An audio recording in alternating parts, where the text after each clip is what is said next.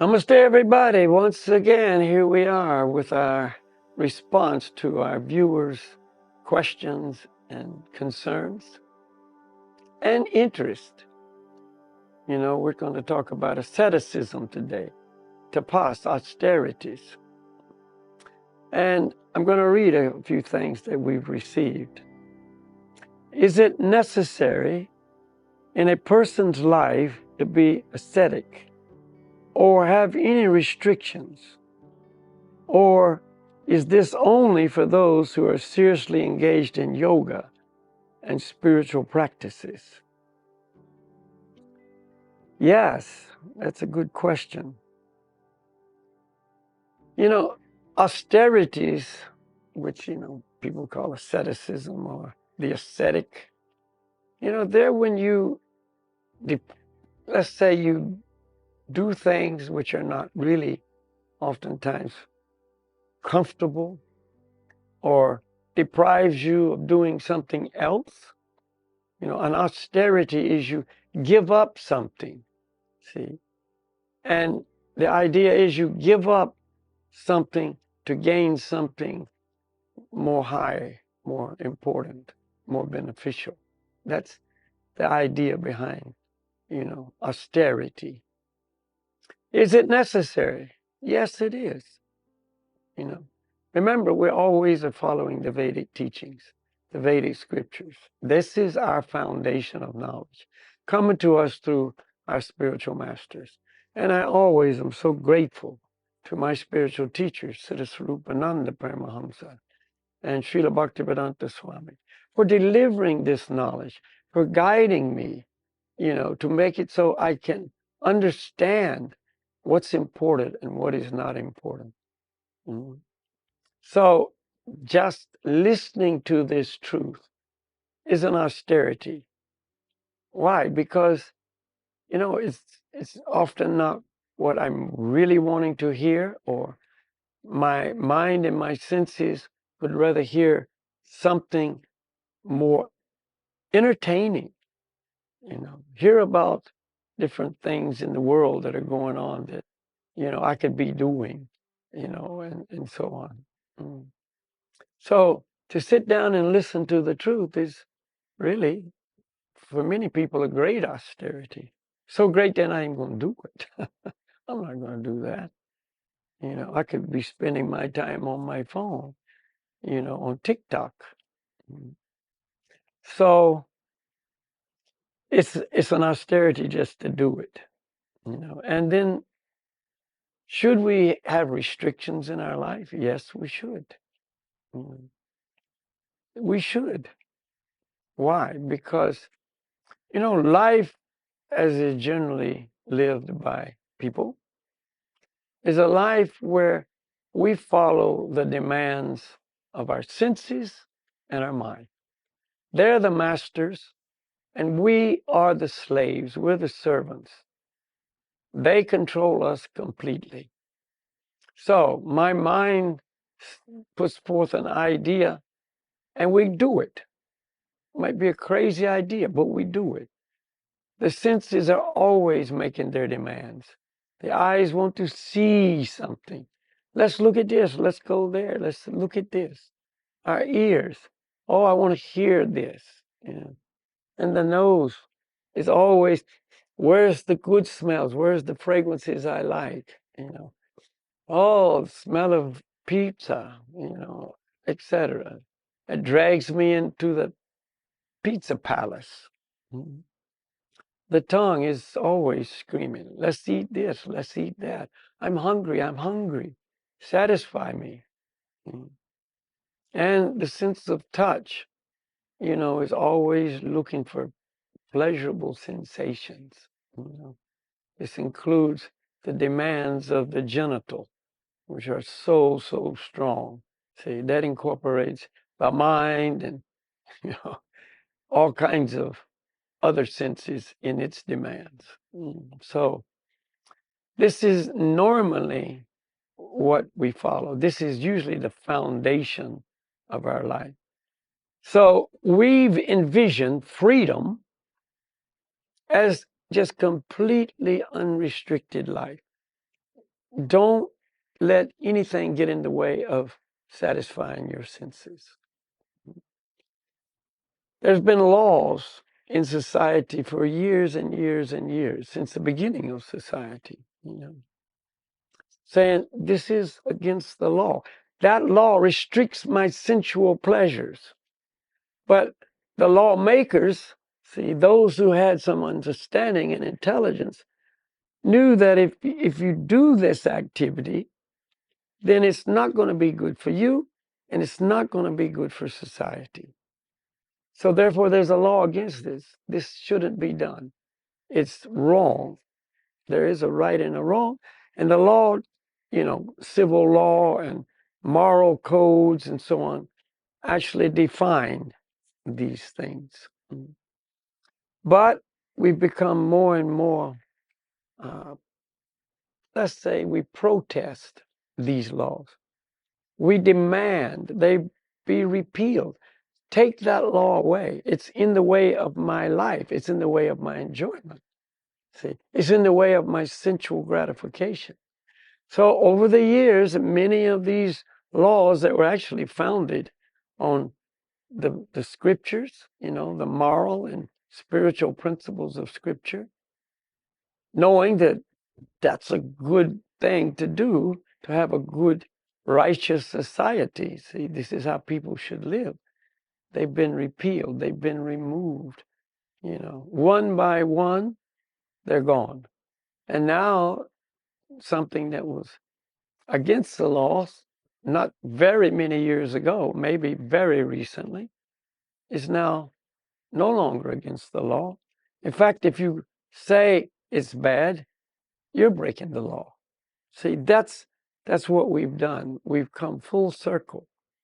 So we don't want any austerity. We want to be openly, just enjoying to the maximum. Any way I want, anywhere I want. Doesn't matter if it's at the expense of other people. Doesn't matter if it's at the expense of others' health or my health, their mental condition or my mental. It doesn't matter. See, I just want to enjoy right now. I'm a matter monster. Yeah, of consuming. So this is not good. We must restrict our minds. We must restrict our senses. And so there's practical ways to do this. And then there's extreme ways to do that. Many people see the ascetics and, those practicing these severe austerities, as they're the real guys. They're so renounced. They're so strong. They sit out in all kinds of conditions. They may not eat for long periods of time, maybe just barely enough to stay in the body, and in olden days, it was very popular for people to inflict pain and suffering on the body because that austerity was seen as something spiritual. So they wore what were known as hair shirts. And it's just, a shirt or maybe a shirt and pants made from hair. And you know how itchy and scratchy hair is. And they would just voluntarily wear this to suffer, beat themselves, with whips and sticks to inflict pain, thinking this is spiritual, dragging a ball and chain around, making life as difficult as possible. See, this is what is, that's very good. See, the more pain, the more spiritual advancement. That's not spiritual, that's lack of intelligence, you see. So in our process, we see it very different.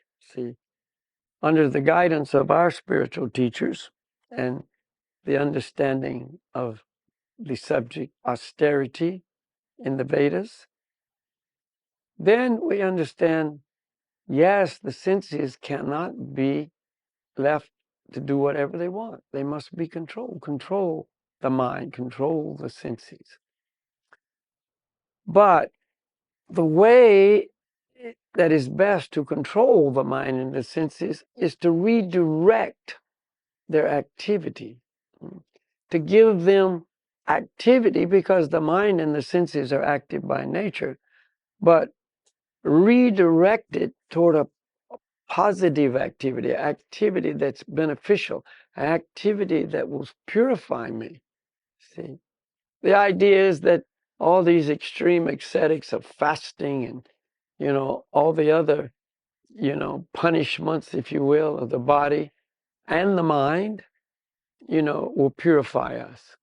See, but, the real understanding is it doesn't really purify us. What we need is something that truly purifies us of the illusion. See, that's part of an illusion, thinking that if I do this, I will be more spiritual. That's not true. That's an illusion. See, it's kind of the other side of the hedonist who's enjoying anything and everything with his mind and senses to the maximum. Well, the other side of that is renouncing everything and being so austere and inflict great pain and suffering, on the mind and the body. So it's kind of the reverse, You went from one extreme to another extreme. Now, there are some bona fide yoga processes, that prescribe this very difficult, life of control, but it's not for this age. See, this is another time. It's another place. When that was the time to do that, it was fine. It wasn't, against the rules, so to speak. It was quite suitable at that time and place. But that's not today. So today, and even in those times, but that's another yoga teaching, that I was just referring to. But today and always in the bhakti yoga teaching, we give the mind and the senses another activity. We give them something to do because they can't sit idle, but it will be something that benefits them. Think about a kid. A kid's basically just out of control. They don't have intelligence. They don't know what's good and what's bad. They just do whatever they want to do. Look at a baby, a toddler. They just toddle around and they put their mouth on everything. They put anything and everything in their mouth. They lick the floor. They pull things down on top of their head. They're just absolutely active, but with no intelligence, no understanding. They're clueless. So here's a kid. He's got a butcher knife in his hand. He's just saw the knife. He picks it up. He's running around with it. Maybe he's hitting himself with it. That's not a good thing, obviously. That's very dangerous. So rather than just take the butcher knife away, now he's got nothing to do. So he's going to go find something else that's going to damage him probably. No, the mother takes the butcher knife away and gives the kid a safe toy. And now the kid's got something to do. Hands can be active. The mind, maybe it's a toy with flashing lights or whatever. And the kid is fully engaged once again, but now it's safe. Now it's okay. So in the same way, you give the mind an engagement that's beneficial. See? So for instance, in chanting the mantras, we use the voice to chant the mantras out loud. We use the mind, of course. We use the eyes to read the mantras if we need to. The ears are listening to the mantras, hearing the mantras. If we're chanting on beads, that's a technique we use called japa meditation, where you chant the mantras on beads. If you're doing that, you're engaging the sense of touch, etc. So now the senses are engaged, There's something for the mind to focus on, to think about, to remember, to execute. But it's transcendental, and it's benefiting us, the spirit soul. See? So this is the real austerity. You're not, you have to give up, the intoxication and all the things that aren't good for us, see, either physically, mentally, and certainly not spiritually. But you replace it with something that's much, much superior. And gradually, you develop a taste for the superior activity, the superior lifestyle. And therefore, it's not an austerity. So this bhakti yoga process is so nice, so complete, that it is an austerity, but it doesn't really feel like one. And gradually, you can't even imagine this being an austerity, but you see, what you used to do is an austerity. If you got to go do that now, that's a real austerity. I don't want to do it. I don't want to do it at all. See, that would be an austerity. So this is the true understanding of austerity. Yes, spiritual life requires austerity. You can't just do anything you want. There has to be rules. There has to be regulations. There has to be superior guidance. There has to be a willingness to follow this, to accept this. See, and with education, we understand this is really what I should do. This is good for me. And I'll become a better person. I'll become healthier. I'll become more clean, so to speak, mentally, physically. It leads to health and happiness. Physical health, mental health, and spiritual health. And that's where happiness lies. See? So that's how to look at austerity. So if you hear the teachings of Bhakti Yoga, it may sound very, very harsh. Oh, I don't want to know that. Oh, I don't want to do that. It's not attractive. You mean I'll have to stop doing this? You don't have to do anything. But, the teaching is, if you do this, it's going to place you under the complete control of, the mode of ignorance or the mode of passion. See, that influence will take you away from spiritual life. But if you don't do that, but do this instead, this will take you towards spiritual life. So that's gradually becomes more and more how you live your life. This is what you do, you see. And that's not an austerity. It feels like, wow, this is wonderful. Okay, no extremism here. We're not being extreme in any way. Krishna says in Bhagavad Gita, yoga is not for those who eat too much or eat too little, sleep too much or sleep too little. See, harmony. Don't be an extremist. See? Harmony, balance.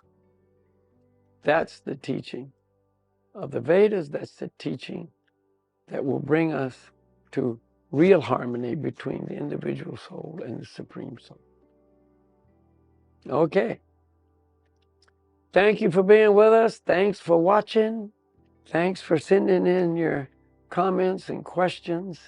See, it gives us, great pleasure to know that maybe we can pass something on to you that will benefit you.